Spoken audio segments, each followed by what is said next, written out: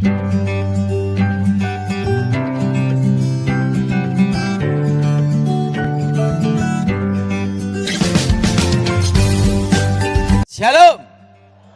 Mari kita berdoa terlebih dulu. Bapa di surga, dikuduskan namamu, datang kerajaanmu, jadi kehendakmu. Berkati firman-Mu, berkati kami semua. Darah Yesus sucikan kami, lawat kami semua Tuhan. Dan nama Tuhan dimuliakan. Di dalam nama Yesus, yang percaya katakan. Hari ini kita akan bahas kenapa ada namanya rumah angker. Dan kenapa ada tempat-tempat terkutuk. Hari ini kita bahas tentang setan. Ngomong sama sebelahnya, kamu bukan setan. Nah, tema hari ini adalah kutukan darah. Apa saudara? Kutukan apa? Darah. Nah, mari kita buka Alkitab kita dalam kitab Kejadian pasal 4. Kitab Kejadian pasal 4 ayat 5 sampai dengan 13. Kitab Kejadian pasal 4 ayat 5 sampai dengan 13. Saudara yang genap saya ganjil. Kitab Kejadian pasal 4 ayat 5 sampai dengan 13. Tetapi Kain dan korban persembahannya tidak diindahkannya. Lalu hati Kain menjadi sangat panas dan mukanya muram.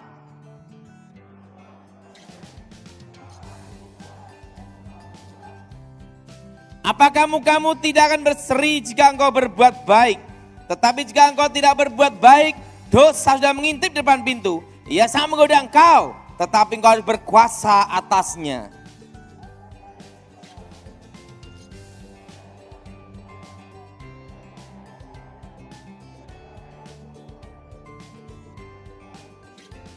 Firman Tuhan pada Kain, di manakah Habil adikmu itu? Jawabnya, aku tidak tahu apakah aku penjaga adikku.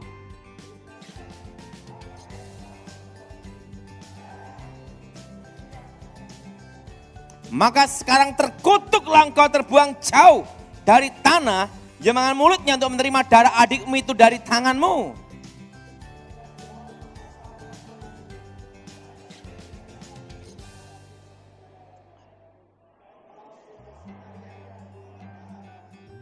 Kata Kain kepada Tuhan, hukuman itu lebih besar daripada yang dapat kutanggung. Di dalam sejarah umat manusia, ada pembunuhan yang paling awal, yaitu pembunuhan Kain membunuh Habil. Waktu Habil dibunuh, saat itu juga kegiatan otak berhenti, kegiatan jantung berhenti. Dan cirinya orang mati tidak bisa mandi sendiri, betul? Tapi ingat, waktu Habil dibunuh, ada satu yang menuntut, ada satu yang berteriak, yaitu darah. Apa saudara? Darah Habil menuntut keadilan. Darah Habil menuntut kepada Allah. Dan apa yang terjadi? Akibat tuntutan darah Habil, Kain dikutuk. Di dalam kutukannya dikatakan bahwa tanah tidak menghasilkan sepenuhnya lagi untuk Kain. Dan Kain jadi seorang pelarian dan pengembara di muka bumi. Darah bicara tentang nyawa. Nyawa bicara tentang kehidupan. Ada satu keunikan tentang darah manusia. Bahwa darah manusia beda dengan darah binatang. Nah, misalnya pisau dipakai untuk membunuh seseorang, cep mati. Setelah itu pisau dicuci bersih, kelihatan besi. Setelah itu dibawa ke lab, nanti di lab itu bekas darah di ujung pisau itu akan muncul kembali sekalipun sudah dibersihkan. Sehingga kasus pembunuhan 3-5 tahun barang bukti tetap dipakai di pengadilan, yaitu lab forensik. Darah bicara tentang nyawa, nyawa bicara tentang apa darah? Kehidupan. Nah, tetapi kalau tidak menimbulkan kematian, kegores atau kebentur, darah itu dibersihkan, hilang tanpa bekas. Tetapi kalau menimbulkan kematian, pasti ada bekasnya. Nah, keris yang dipakai membunuh seseorang, cep mati. Setiap bulan suro, keris itu dimandiin kembang. Saya itu kasih kembang setaman, dikasih warangan di air kelapa. Kok tahu Pak Daud? Bekas dukun. Kalau keris itu pernah membunuh seseorang, waktu diwarangin, dicuci bersih jeruk nipis, kelihatan bersih. Setelah itu dikeringkan di matahari. Maka setelah kering, ujung keris itu, darah itu akan timbul kembali. Sekalipun pembunuhan ratusan tahun yang lalu. Nah, beda dengan binatang. Ayam dipotong, klekek mati jadi ayam goreng. Pisau dicuci bersih, hilang tanpa bekas. Tapi kalau darah manusia, tidak. Nah, kenapa darah manusia bisa menuntut? Karena manusia punya roh dan binatang tidak. Nah, kenapa ada tempat-tempat terkutuk? Apakah ada di Alkitab kutukan darah? Ada. Waktu Yudas bunuh diri, tanah disebut tanah darah, Hakal Damal. Nah, sang pembunuh melarikan diri, polisi kehilangan jejak, sang pembunuh dibayangin wajah yang dibunuh, ketakutan sendiri menyerahkan diri. Itu kejadian sering di kepolisian. Nah, Raja Daud waktu mau membangun bait Tuhan, bait Allah, Tuhan berfirman tidak boleh karena tanganmu penuh dengan darah. Darah bicantang nyawa, nyawa bicara tentang kehidupan. Kenapa ada rumah-rumah terkutuk, tempat-tempat terkutuk? Nah, pertama, tempat kejadian pembunuhan. Apa saudara? Tempat kejadian saudara? Kalau yang dibunuh laki-laki akan sering muncul roh laki-laki. Kalau yang dibunuh perempuan akan sering muncul roh perempuan. Kalau yang dibunuh bencong akan muncul roh lain. Mau kemana mas? Nah, apakah itu arwah orang mati? Tidak. Hubungan antara orang mati dan orang hidup putus. Yang tidak dalam Tuhan langsung ke dunia arwah untuk menunggu hari penghakiman. Terpisah di antara orang hidup. Tapi ingat, darahnya itu menuntut. Mati sebelum waktunya. Tempat kejadian pembunuhan, kalau dibikin toko atau ruko atau tempat tinggal, siapapun yang nempatin bangkrut. Maka ada rumah-rumah tertentu disewain orang bangkrut, dibeli orang bangkrut, sampai yang tinggal di situ wajahnya jadi bangkrut semua. Itu pasti tempat kejadian pembunuhan. Dan sering ada namanya penampakan bayangan hitam di sekitar pintu atau sekitar jendela. Kelebet, kelebet, kelebet.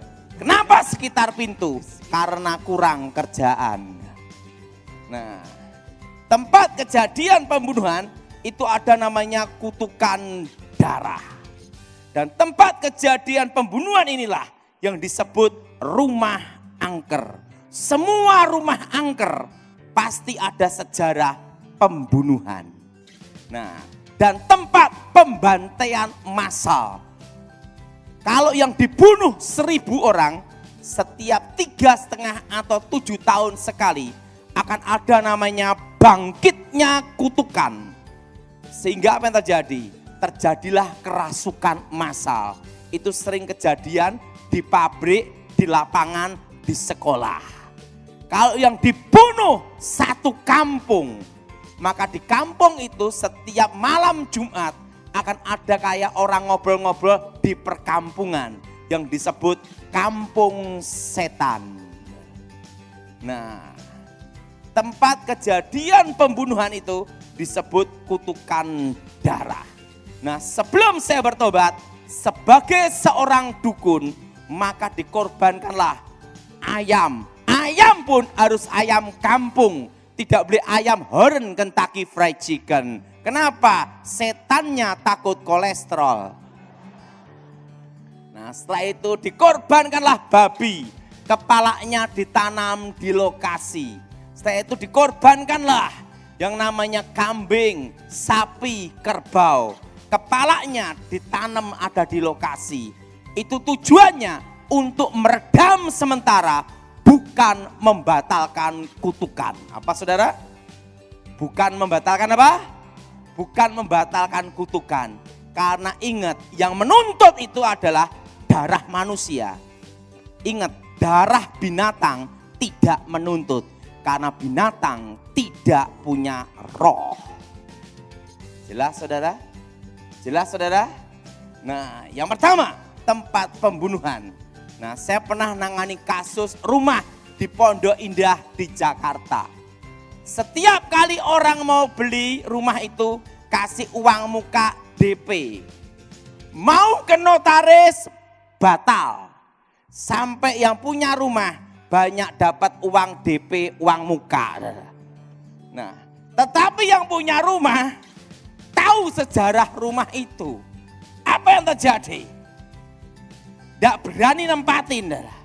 Saya diminta tolong karena udah bertahun-tahun hanya DP terus saudara, uang muka. Dan ada penampakan-penampakan. Saya doa dalam nama Yesus setan keluar. Setelah setannya keluar, seminggu langsung laku. Yang punya rumah berkata sama saya, Pak Daud, bagaimana kita kongsi bisnis rumah angker? Nah, bisnis saya sekarang itu. Nah, ingat, tempat pembunuhan. Jadi kalau satu tempat sering ada penampakan bayangan hitam, kelebet. Berarti itu dulunya tempat pembunuhan. Atau baju terakhir orang yang dibunuh. Kalau bajunya hijau, penampakan baju hijau. Yang kalau baju putih, penampakan baju putih. Itu tempat pembunuhan. Darah yang menuntut. Yang kedua, tempat kejadian orang bunuh diri. Apa saudara? Rata-rata orang bunuh diri itu posisi stres, depresi. Tidak ada orang bunuh diri posisi ketawa. Mati, tidak ada. Nah, ada yang karena dikejar utang. Ada yang karena putus cinta. Ada yang masalah keluarga. Ada yang karena bangkrut. Nah, rata-rata orang bunuh diri itu depresi. Nah, saya mau tanya, siapa yang belum menikah? Angkat tangan. Yang belum menikah. Untuk ngasih pengumuman sekalian. Angkat tangan tinggi-tinggi. Nah, kalau yang belum menikah, dengerin kata saya yang pengalaman. Ingat saudara, kalau pacaran, jangan ngasih barang-barang mahal. Nanti kalau putus, nyesel. Karena pacaran itu belum tentu jadi. Betul? Nah, jadi kalau selama belum menikah, buka mata lebar-lebar. Masih banyak pilihan.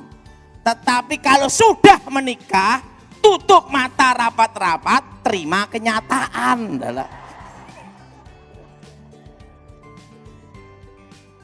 Ngomong sebelahnya, terima kenyataan.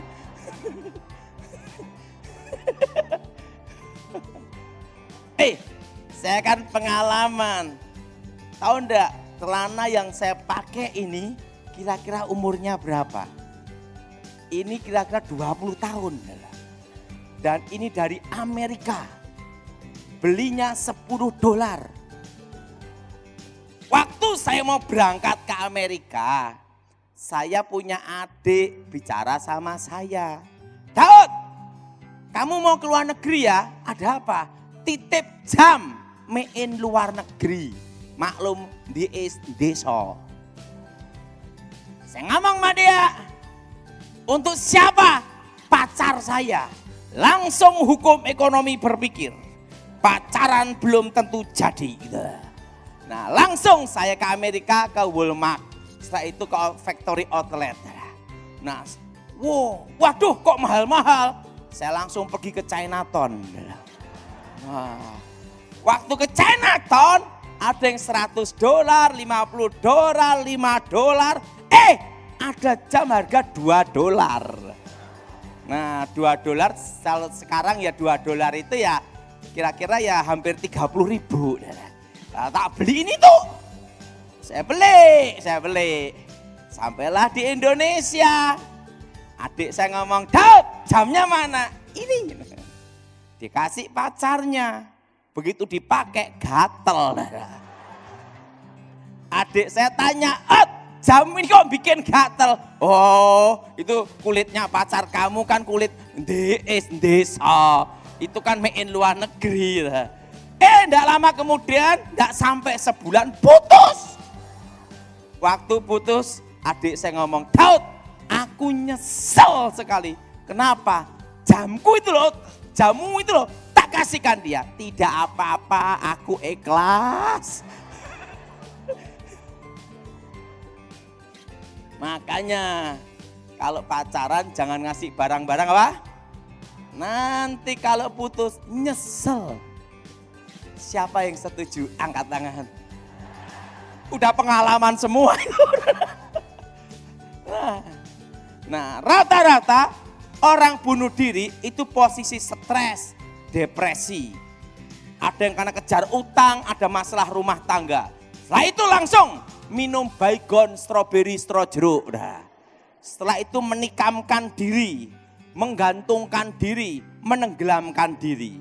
Latar belakang orang bunuh diri itu akan mempengaruhi kutukannya.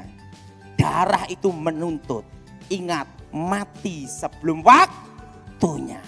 Kalau darah menetes, hanya satu tetes saja, itu menuntut. Maka disebut langit menjadi tembaga, tanah menjadi besi. Karena firman Tuhan dalam kitab Kejadian dikatakan apa?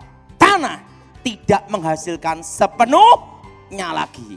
Tempat kejadian orang bunuh diri, kalau dibikin rumah atau tempat tinggal, yang nempatin cerai, bertengkar, ribut terus. Yang disebut namanya rumah hawa panas. Cirinya ada, sering ada namanya itu suara-suara aneh. Kayak ketokan pintu, buka, enggak ada. Itu tempat kejadian orang bunuh diri. Atau di belakang rumah, klotak, kayak nyuci-nyuci baju atau nyuci piring. Oh berarti yang bunuh diri pembantu.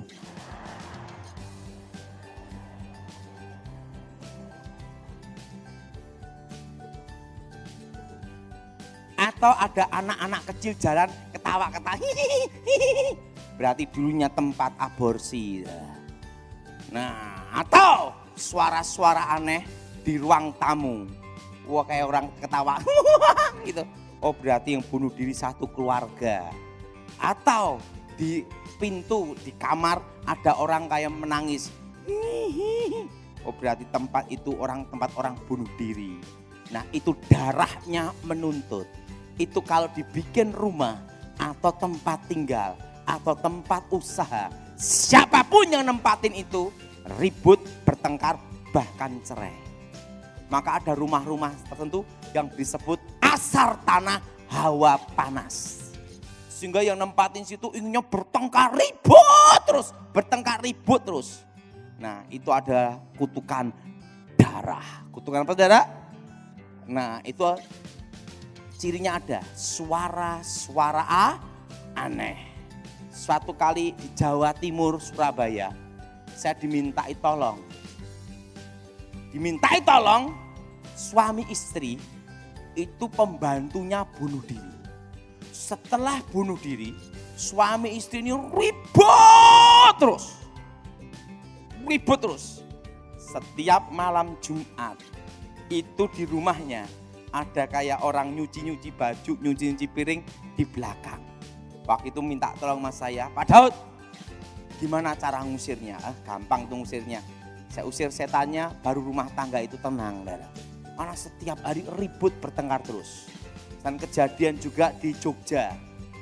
Ada seorang bapak, saudara, dia baru menikah, setelah menikah, dia buka showroom sepeda motor, bangkrut. Buka spare part sepeda motor, bangkrut. Buka peternakan babi, bangkrut juga. Nah, setiap hari bertengkar ribut terus sama istrinya. Pada waktu yang ketiga bangkrut, waktu di kamar, bapak ini langsung kesurupan telanjang. Waktu telanjang itu di kampung, di lapangan gini-gini. Karena meresahkan penduduk, saya dipanggil datang. Waktu saya datang, saya doa, demi nama Yesus setan keluar. Setannya keluar, langsung bapak ini gini. Pak, banyak yang lihat saya enggak? Oh, sekampung. Kemudian nari-nari di kampung telanjang semua ya. Nah setelah itu, mana tempat kejadian kamu kesurupan? Tempat kejadian kesurupan pasti ada sejarahnya. Pembunuhan atau bunuh diri. Nah setelah itu, mana tempatnya? Oh ini Pak. Oh ini berarti ada darah yang menuntut. Benar Pak, ada yang bunuh diri, ada yang dibunuh setelah itu bunuh diri. Kutukan darah. Apa saudara? Kutukan apa? Nah nanti saya beritahu cara untuk mengalahkan kutukan itu. Yang ketiga, roh maut. Apa saudara? Roh apa saudara?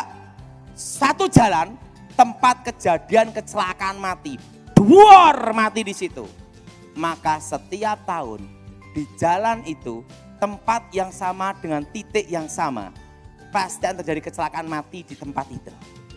Saya rasa di daerah Pontianak ada saudara? Yang ngomong ada sering memonitor lalu lintas. Nah, itu biasanya sopir sering lihat kayak ada anak kecil lewat, kakek-kakek lewat, ibu-ibu lewat, menghindar, buar tabrakan mati. Biasanya sopir kalau lewat daerah situ langsung klakson, tin tin baru lewat. Setan tidak takut tin-tin, itu hanya sugesti. Nah, tempat kejadian kecelakaan mati, kecelakaan itu ada namanya roh maut. Apa saudara? Roh apa? Roh maut. Atau tempat kejadian orang tenggelam. Di mana tempat orang kejadian tenggelam? Di laut atau sungai. Dengan titik yang sama, tempat yang sama. Akan banyak yang mati tenggelam di situ. Itu roh maut, kutukan maut. Nah, mati kecelakaan, mati sebelum waktunya.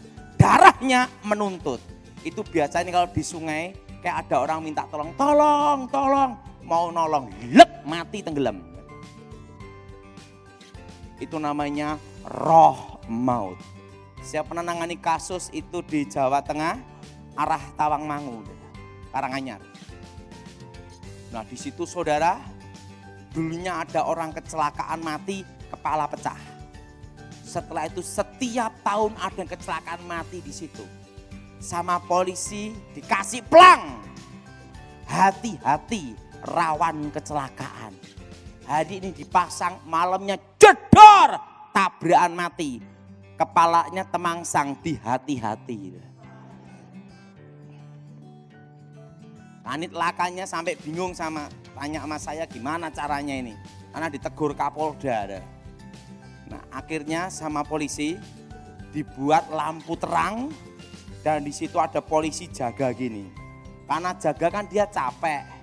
Dia keluar, baru 1 jam keluar dari tempat penjagaan itu yang lampu terang itu. Jedor, tabrakan mati di bekas polisi berdiri. Polisinya berkata sama saya, untung saya tidak berdiri terus di situ. Itu namanya roh maut. Apa saudara? Apa saudara? Roh apa? Roh maut. Nah, yang keempat yaitu namanya tanah kuburan. Apa saudara? Nah, sebelum saya bertobat, kalau mau bikin bangkrut orang, itu pakai tanah kuburan. Tapi yang jelas itu bukan kuburan pendeta.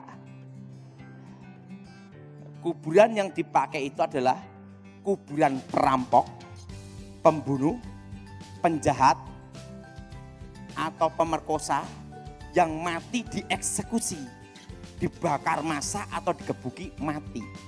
Rata-rata, ingat saudara, yang dipakai itu adalah tempat, bila perlu tempat pembunuh teroris yang mati dieksekusi, mati sebelum waktunya. Nah, orang jahat itu ada kutukan, siapa yang menabur dia yang menuai. Waktu dikubur, di pusaranya itu mengandung kutukan, namanya kutukan kehancuran. Apa saudara? Kutukan apa saudara? Kutukan apa? Kutukan apa? Kehancuran. Nah kalau saya dulu belum bertobat, kalau mau bikin bangkrut orang, tanah itu disiramkan di pintu utama pabrik orang. atau pintu toko orang, atau pintu restoran orang. Dalam 1 tahun, pabrik, toko, atau restoran bangkrut. Nah, kau tahu Pak Daud? Dulu kan pelakunya. Nah, setan memang ada kuasa, tapi Tuhan lebih kuasa. Nah, cirinya kalau restoran atau toko atau pabrik, kalau itu kena tanah kuburan, itu cirinya ada. Ada bau busuk menyengat, breng, lewat. Setiap malam Jumat. Pak, kalau ada bau busuk menyengat, baunya menetap, itu bau God.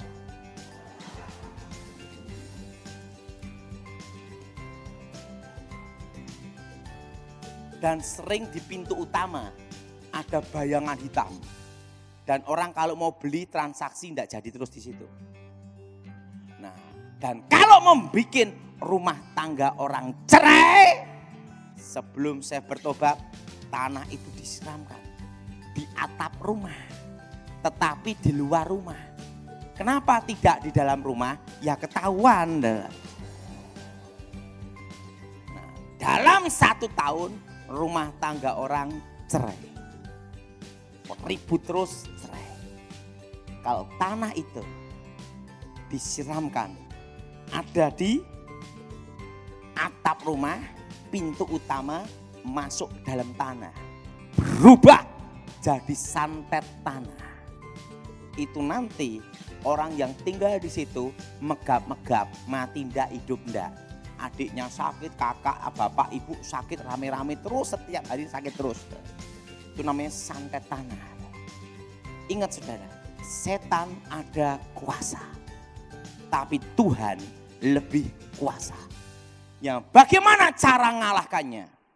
Ingat saudara, darah harus dihadapi dengan darah. Apa saudara? Apa saudara? Darah harus dihadapi dengan apa saudara? Darah. Darah harus dihadapi dengan darah. Mari kita buka Alkitab kita. Di dalam kitab Ibrani pasal 12 ayat yang 24. Kitab Ibrani pasal 12 ayat 24. Kitab Ibrani pasal 12 ayat 24. Kita baca bersama-sama. Dan kepada Yesus, pengantara perjanjian baru, dan kepada darah pemercikan yang berbicara lebih kuat daripada darah apa? Ingat, darah Yesus berbicara lebih kuat. Ngomong sebelahnya, lebih kuat. Melebihi darah Habel. Ingat saudara, darah Habel, darah yang menuntut. Dan Yesus, darah Yesus berkatakan apa? Bahwa darah Yesus berbicara lebih kuat. Apa saudara? Lebih apa? Lebih kuat daripada darah apa? Habel. Lebih kuat daripada darah Habel. Ingat, tidak ada darah yang di muka bumi yang berteriak lebih kuat dan berbicara lebih kuat melebihi darah Habel. Kecuali satu, darah Yesus. Darah perjanjian. Kenapa Tuhan Yesus darahnya bisa berbicara?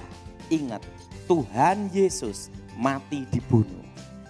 Mati disalib. Apa saudara? Mati apa saudara? Mati dibunuh, mati disalib.